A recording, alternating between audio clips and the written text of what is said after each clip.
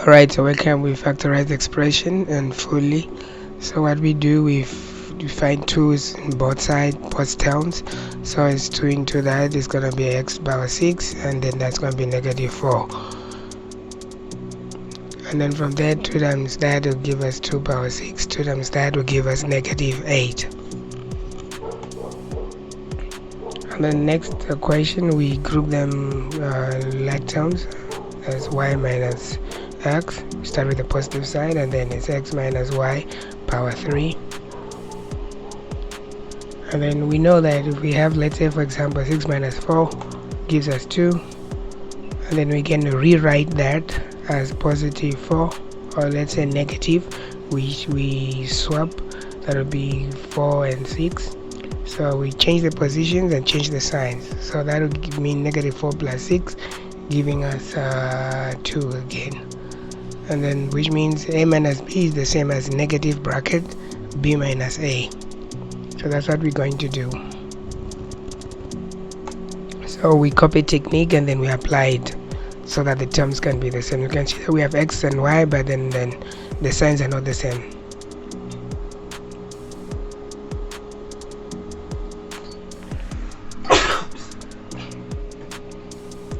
Alright, so we have negative 4x minus y plus x minus y cubed. So now we have x minus y. Then we can let x minus y is equals to k. Then we have negative k plus k to the power 3. So you can see that k is common. So we factor out the k, so it's going to be negative 1 plus k squared. Then we know that we have to let our k is going to be x minus y bracket k squared minus 1. But the other thing is that we can just rewrite that it's k bracket, that's k squared. Always start with the positive and then negative 1, and then we can find that we can factor that as well.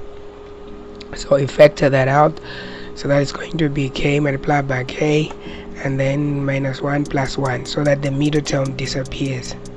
You can just multiply that, and then we replace the k, which is x minus y. So we have x minus y minus 1 bracket, we have x minus y plus 1. So that's factorized completely. Or else you can just use that in the second and just substitute k there. But since they say you must factorize fully, so that becomes our final answer. The next question says simplify completely, and then what we have there, we have x power half minus 3 power 2, so which means we have 2 of them. So it's x minus x power half minus 3 again, so multiplying against each other. So x half, x to the power half multiplied by x to the power half. Okay, let's still go through the steps there. Okay, so step 1, step 2, step 3, step 4, step 5, step 6, and step 7. So if you have any problem, you can just refer to the question and then the steps, so that I can be able to understand which step is needed for explanation. So x to the power half multiplied by x to the power half will be x power half plus half, and then x power half multiplied by negative 3, so it's going to be negative 3x power half. So negative 3 times x power half is negative 3x power half. So negative 3 times negative 3 is positive 9. And then you can see that remember the rules of exponent. When the base are the same, you add the exponent. So half plus half is 1, negative x half plus negative x half minus negative gives us negative 6 half. Okay, and that's our final answer. And there we have x to the power 3 divided, means it's gonna go at the bottom, and that times that will give us positive, so which means x positive 2. And then what we do, we bring the denominator up, the sign changes, so it's x minus 3 plus 5 plus x to the power 2. And then we can see that negative 3 plus 5 is 2. Okay, so that's for Bayanda. better. That's the question that we have to look at as you requested, question 1. Okay, and then that is x plus 2, and that also gives us x plus 2, so we have 2 of them, so that means we have 2x to the power 2.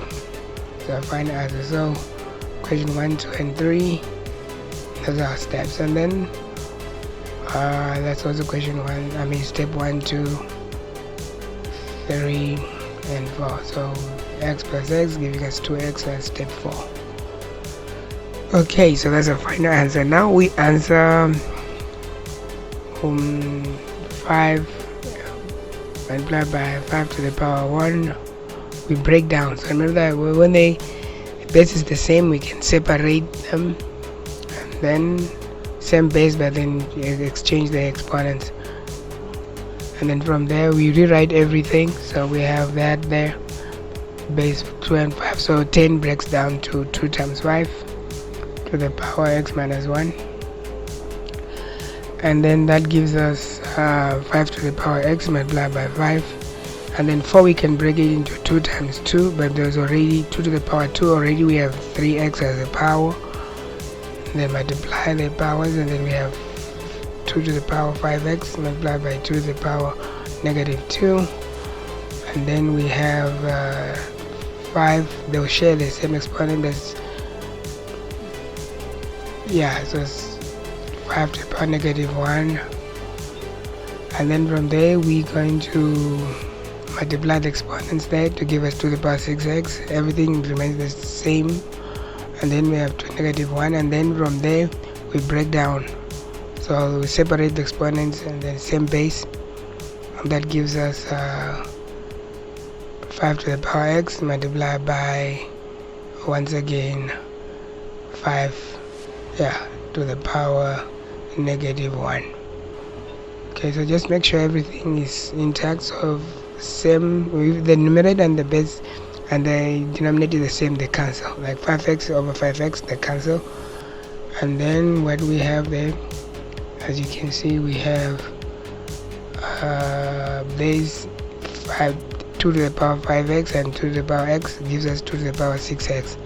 So we're gonna have 5 multiplied by 2 to the power 6x all over that, and that gives us 2 to the power 6x, and then that gives us 2 to the power negative 3, and then that gives us 5 to the power negative 1.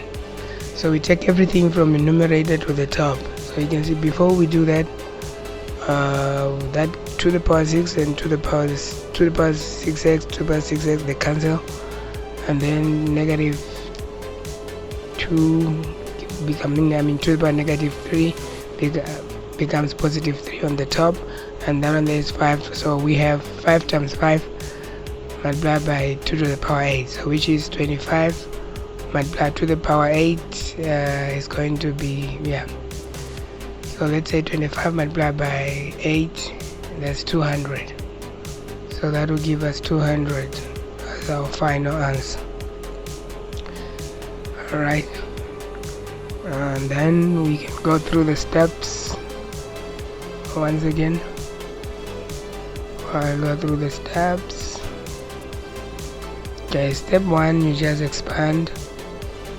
Okay, so that's the expression there. Step 2, you just cancel what's common. 3 and so forth, and then 4, you just simplify to the final answer.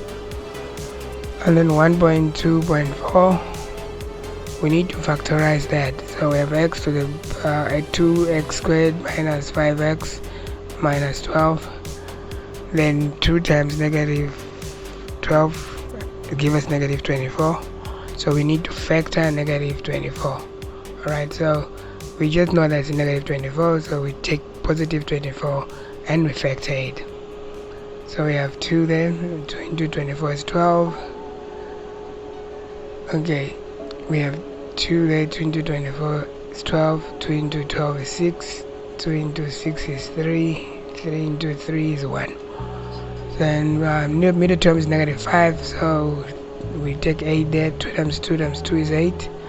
And then we have positive 3, so that is negative 3 times negative 8 times positive 3 is negative 24, so we know that the middle term is negative 5. So we will write negative 5 as negative 8 plus negative 8x plus 3x. So that's our middle term. Then we factor. We know that 2 can go into the x squared, so we factor out 2 and x. X can go into x squared, so we take x. 2 can go into 8, then we take 2. So it's 2x bracket, that will mean x minus, and that will be 4. Okay, then we repeat that, x minus 4. Then we know that we have to multiply by positive 3.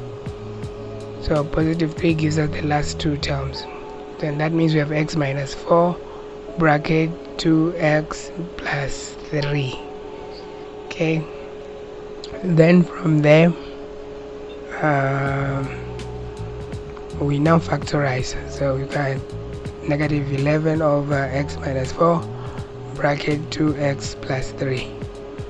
Okay, that's minus. Okay, so that's gonna be, that's positive, so it's 4 minus x instead of x minus 4. So we change the positions like we did before, so the sign changes to positive. So now we have that as a common factor, so that's going to be x minus 4 bracket 2x plus 3, a common denominator. That goes into the 1, so 1 times 11 is negative 11, and that goes into that 2x plus 3. So if you have two factors, one cancels the other, you left with the other, so it's going to be 1 bracket 2x plus 3. And then from there we have negative 11 plus 2x plus 3 over x minus 4 bracket 2x plus 3. Okay, so we have 2x plus 3 there, and then we need to factor it, so that's gonna be negative 11 plus 3, that's negative 8. So it's going to be negative 8 over 2x, over x minus 4 multiplied by 2x plus 3. And then the top one we factor, you can see 2 can go into 8, so I factor 2 out, so it's 2 into x minus 4 over x minus 4, and then 2x plus 3. So we have x minus 4 at the top and bottom, they cancel each other. So now we have 2 over 2. So we're going to have 2 over 2x plus 3. So that's what we'll have as our final answer. So that is our final answer for question 1.2.4. So you need to follow the steps correctly. So once again, we're going through the steps. So every step is a simplified version. You simply rewrite and find the factors of the denominator, and then 2 we simplify, 3 as well, and 4 we continue to simplify. And even question 5 simplification, we factor 2 out, and then step 6 is the last step. So answer is 2 over 2x plus 3. Now we go there, and we're told that 3x plus 2 is a factor, so we write the equation as it is: 6x squared plus dx minus 10. And then we are given that 3x plus 2 is a factor, so we write one of the factors, 3x plus 2. Okay, and then we know that to get 6x we must multiply by 2x, so that will be 3x times 2x is 6x squared. And then we know that, so we're going to take 10 divided by 2 will give us negative 5. So we know that the other part of the factor is negative 5, and that's it. So that gives us 6x squared. That's the 6x squared there that we're given, 6x squared. and that is there. And then we know that 3x times negative 5 is going to give us 15x. Okay, then 2 times 2x, 2 times 2x will give us 4, which is 4x. And then 2 times negative 5 will give us negative 10, and that is our negative 10. So we need to combine the middle terms. So negative 15 plus 4 will give us negative 11x minus 10. So that means our d there is minus 11. So d is minus 11. So we answered the puzzle. So thank you so much for watching, and don't forget to follow, subscribe, and this is your tutor Black Adam. And then we have step 1, 2, 2 we had to extend the factors, and then 3 simplify, 4 we find a value for d. Thank you so much for watching, and don't forget to follow or subscribe. Thank you.